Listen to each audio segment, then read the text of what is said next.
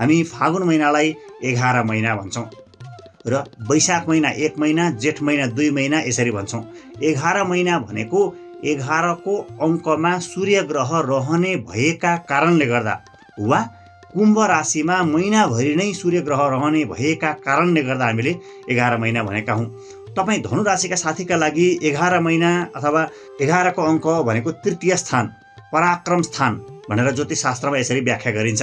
यो स्थानमा रहेको सूर्य ग्रहले तपाईँका लागि सूर्यले सुखम श्री प्राप्ति भनेर यसरी बताएको हुन्छ। सुख हुन्छ अरे, श्री प्राप्त हुन्छ अरे सूर्य ग्रहका आधारमा।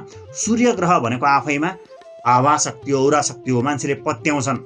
सूर्य ग्रह आफैमा तपाईँभन्दा ठुला बडा मान्छेहरू जो हुनुहुन्छ नि, तपाईँ कसलाई मान सम्मान गर्नुहुन्छ, उहाँहरूले तपाईँलाई मान्नुहुन्छ।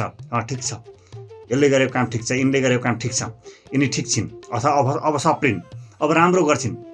तपाईँभन्दा ठुला मान्छेले तपाईँलाई मान्छन्, त्यसले गर्दा तपाईँलाई सुख हुन्छ।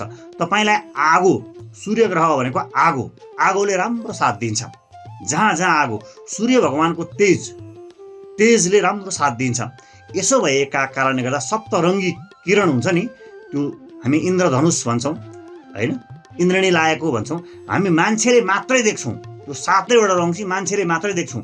त्यसो भएका कारणले गर्दा तपाईँलाई पर्गेल्न सक्ने, छुट्याउन सक्ने, यो यस्तो, यो राम्रो हो, यो नराम्रो हो भन्ने कुरा छुट्याउन सक्ने सम्भावना तपाईँलाई सूर्य ग्रहले दिएका छन्। यसो भएका कारणले गर्दा तपाईँलाई सुख, श्री प्राप्ति, अब श्री भन्नाले श्री सम्पत्ति, श्रीमान, श्रीमती, श्री यश, कीर्ति प्राप्त हुन्छ अरे तपाईँलाई भनेपछि राम्रो भयो। सूर्य ग्रहले यसरी दिएपछि सबैका लागि अब फेरि क्षेत्रगत हिसाबमा हेर्ने हो भने जागिर, सरकारी होस्, प्राइभेट होस्, देशमा होस्, विदेशमा होस्, जागिर र सरकारी स्वामित्वका सबै कम्पनी होस्, व्यवसाय होस्, जे होस्, ती सबै एउटा देशबाट अर्को देशमा जाने होस्, वैदेशिक रोजगारी होस्, यी सबै सूर्य ग्रहको क्षेत्र अन्तर्गत पर्ने भएका कारणले गर्दा तपाईँलाई श्री प्राप्ति हुन्छ, सुख प्राप्त हुन्छ भनेको छ।